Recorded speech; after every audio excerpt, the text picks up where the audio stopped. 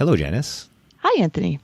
Let's talk about how to get updated letters testamentary or letters of administration or any letters. Yes, any letters. So we're going to discuss the how, the why, and the how long it takes to get quote unquote fresh letters in New York, which is the local jargon for updated letters testamentary. So just make sure the reason why you would sometimes need fresh letters is because, as we've talked about, sometimes probate takes months or even years. So during that time, you might need to update your letters. Okay, so why do you need to update? The question we get is, do letters of testamentary expire, or any letters, do they expire?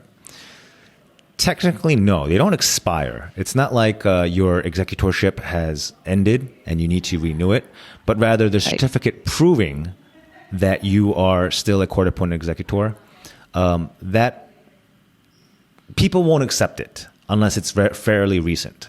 Right. And when you say updated letter, you're saying newlier, that's not a word, but dated, right? Dated more. So think about it from the counterparty's point of view. You walk into a bank and say, hey, I'm the executor. I want to close this account and give me all the money. Okay, cool. Where's your letters testamentary? Here it is. It's dated a year and a half ago. Right. In that year and a half, have you been, has the court removed you? Have they suspended your letters? Has there been any issue with, a year and a half is a bit of a long time. So they'll typically want something that's been issued from the court within the past 30, sometimes 60 or 90 days to sort of prove, yes, I am still the executor of this estate. Yes. Yeah? Yep. So that's what they mean by, are your letters expired or updated? Yeah. Yes. Okay. So how do you go about renewing your letters testamentary? So typically in the past, super easy. $6 per certificate. I see you smiling. I know. I'm trying to be quiet here. Typically in the past, easy, right? You can go off on the next section. Okay, thank you. In the past, it was $6. You could walk in with literally a 5 and a 1. Walk in, give them the $6, and they would just hit print on the certificate machine, and you would almost instantaneous. Yep, easy peasy. Or worst case, if you weren't around and you had to FedEx it in or mail it in, it would be like less than a week. Okay. Yeah. The one exception to that is if there was something kind of askew with your probate file and the court needed an updated some paperwork like an inventory or a firearms affidavit or something else, some other compliance issue. This was their chance to get you up to speed and say, hey, I'm not going to issue your new letter until you file these things, because the court otherwise doesn't have a whole lot of leverage to get the file up to date. They're not going to do a whole court hearing and compel an accounting just to get the firearms affidavit. So this is their way to get you to submit the paperwork they've been waiting for.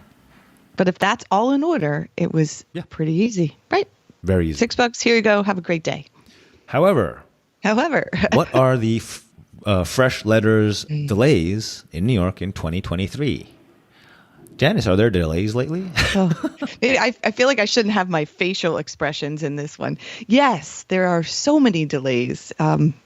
It's not easy. It's not quick. So in the past, as I talked about, you used to be able to just walk in and hand in your $6. Apparently, walk-ins are not allowed anymore. I mean, you can walk into the court, but they will not let you walk in a request, or some courts will not let you walk in a request for fresh letters. I don't know if this is a legacy of the lockdown rules or what, but for some reason, that's not an option anymore. Nope. So then when you mail in your request or even submit it by the electronic system, what are we talking? What kind of span of time are we talking about when it used to be like a week? Well, most of them are about 3 months behind processing electronic filings. So we did one in March, and they said they were still working on December's filings, and they go in order. So you're looking at delay. 3 months just to look at it, just to see if they can hit it to you. Now, when you just said a minute ago, if something was wrong and you have to fix it, now 3 months later they say, "Oh, oops, we got to fix something." So okay. This is not just a complaining fest. This is to help you plan accordingly. It is, because if you think if you have something important to do, it will not happen that day. Yeah. And you have to allow this time and reasonable expectations, right?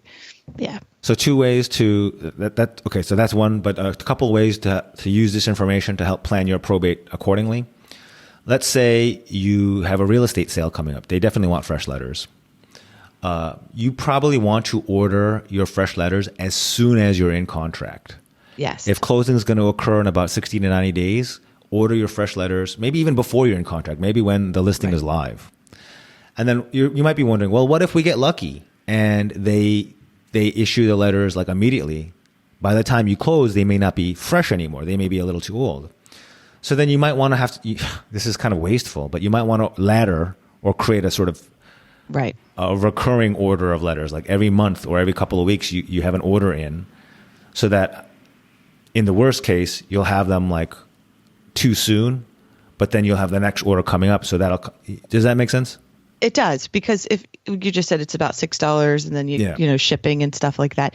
But if it's going to hold up the sale of real estate or a co-op, it's really cost benefit, right? Yep. Okay, $100 that we went through to get all of these. We've got 5 copies. Some are new, but now we can actually close and don't on time and not lose a deal. Right, right. Because I mean, there's some. I think we have some that are just like waiting to close, or some that we might have. This is the last just thing, for this, you know, and you don't want to move a sale because that could be a problem. Yeah.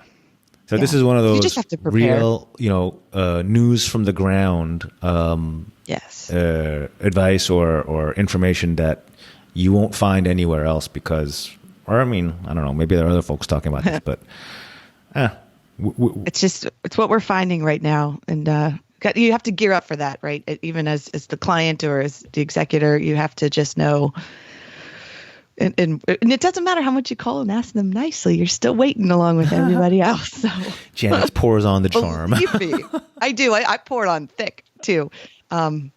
Yeah, because I understand. I mean, everybody's calling, everybody's upset. I get it. But so just prepare for that. And in general, Anthony's book, How Probate Works, available on Amazon, and you can see what you will have to deal with.